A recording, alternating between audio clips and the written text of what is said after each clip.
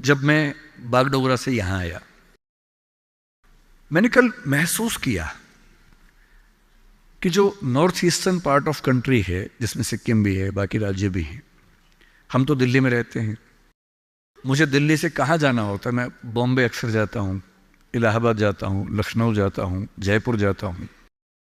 जहाँ भी जाना होता है, अगर मैं सड़क से जाऊँ तो कुछ घंटे, बॉम्बे तो अब 12 घंटे का हो जाएगा, पहले 24 घंटे का था।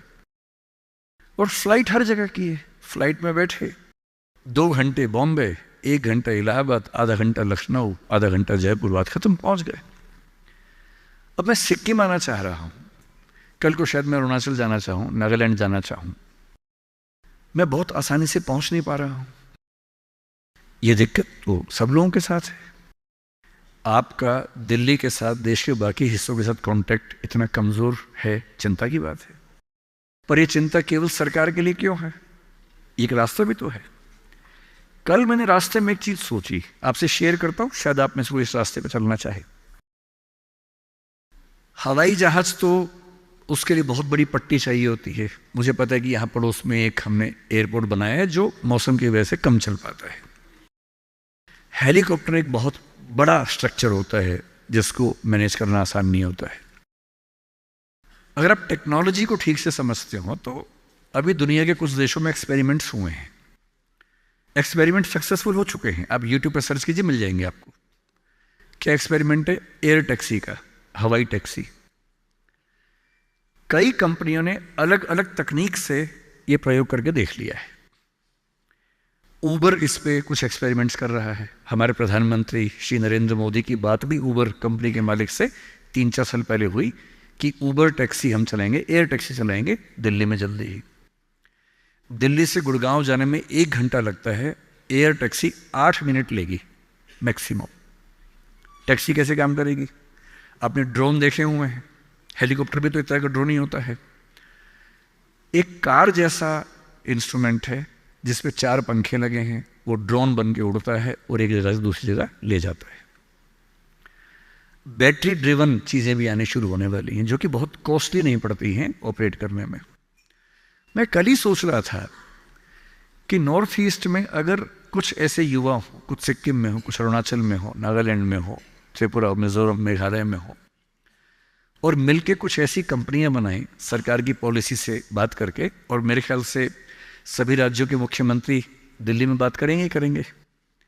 सिविल एविएशन मिनिस्ट्री से, होम मिनिस्ट्री से परमिशन जो रिक्वायर्ड है वो लेने के बाद ऊबर जैसी कंपनियों से टाई अप करके जैसे भी करना चाहें, अगर हमारे पास एयर टैक्सी का एक अच्छा मॉडल बन जाए। कल जब मैं तीस्ता के पास से निकला, मैंने अपने ड्राइवर साहब से पूछा, क्योंकि पुल 1-2 टूट गया बता रहे थे, बहुत मिट्टी मलबा जमा था। मैंने उनसे पूछा कि जैसे नदी के सामने जो गांव है, अगर मुझे यहाँ से वहाँ जाना हो, पुल तो टूट गया, कैसे जाएंगे? उन्होंने बताया कि यहाँ से वहाँ जाने के लिए 50 किलोमीटर पीछे जाके एक पुल पार करके आना पड़ेगा, क्योंकि अभी पुल टूट गया है। और मैं सोच रहा हूँ कि मान लीजिए इस नदी के इधर और उधर 2 दोस्त रहते हों, या किसी बच्चे का घर इधर है, स्कूल उधर है, अब वो कैसे जाएगा?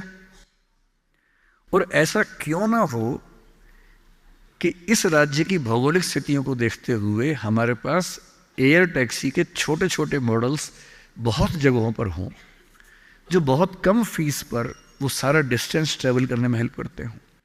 और ये उद्यम बाकी राज्यों के लोग यहाँ के करें, क्या इससे बेहतर नहीं है कि सिक्किम के बच्चे ये उद्यम करें? और सिक्किम के टूरिज्म के डेवलपमेंट में सिक्किम को फायदा हो, ये तो होना ही चाहिए।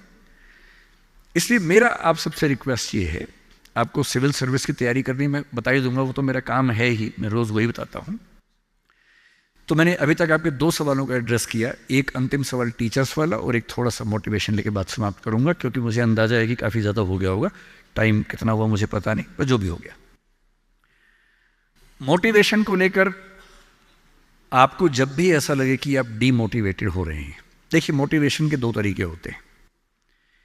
एक तरीका होता है हवाई किस्म का तरीका, मेरे जैसे किसी स्पीकर को बुला लीजिए, ये हवाई तरीका है, इससे कुछ बात बनती नहीं है, लगता है कि बात बन गई, बनती नहीं है। और कई मोटिवेटर्स तो मैंने ऐसे देखे हैं जो मंच पे आके आग ही लगा देते हैं, यस यू कैन, सब बोलेंगे यस वी कैन, सबको लगता हो गया।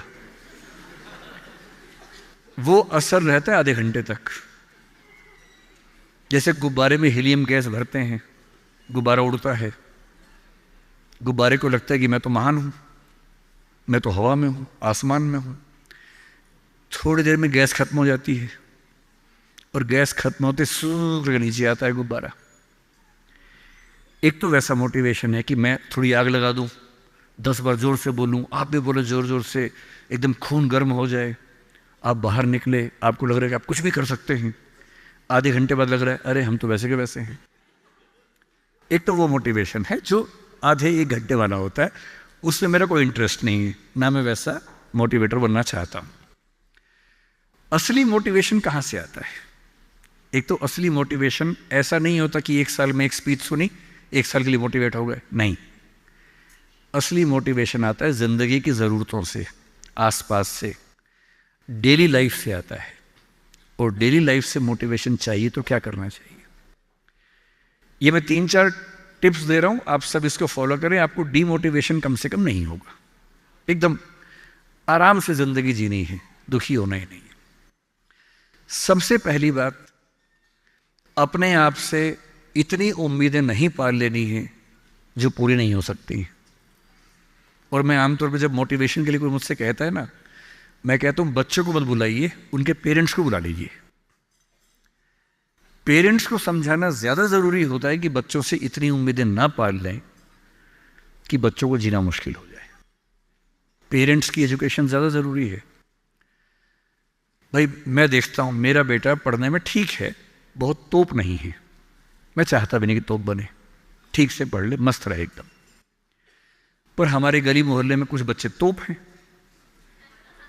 उनके माता पिता रात दिन लगे रहते हैं।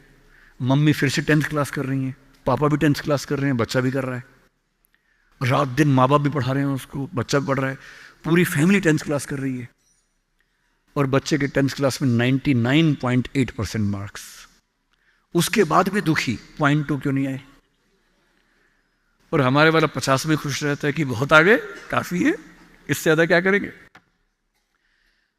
अगर आपने बच्चों से इतनी उम्मीदें पाली, इतना कंपटीशन में उलझा दिया, बेटा तुम्हें फर्स्ट आना है, टॉप करना है, 100% लाना है, ये करना है, वो करना है, आपका बच्चा कितना भी टॉप कर ले, वो कभी खुश इंसान नहीं बन पाएगा।